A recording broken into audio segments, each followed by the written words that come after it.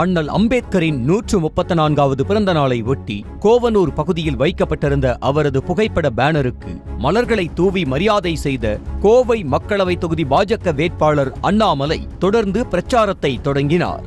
முன்னதாக கொட்டும் மேள சத்தம் விண்ணதிர வேட்பாளர் அண்ணாமலைக்கு அப்பகுதி மக்கள் மாலை அணிவித்து ஆரத்தி எடுத்து உற்சாக வரவேற்பு அளித்தனர்.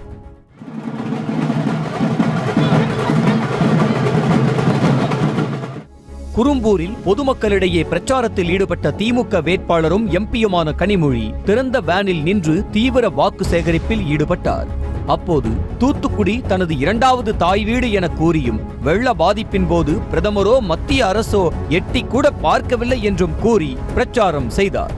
தூத்துக்குடி என்னுடைய 2வது தாய் வீடு என்று சொல்லக்கூடிய அளவுக்கு செய்திகளை உடனுக்குடனும் துல்லியமாகவும் தெரிந்து கொள்ள சப்ஸ்கிரைப் பண்ணுங்க.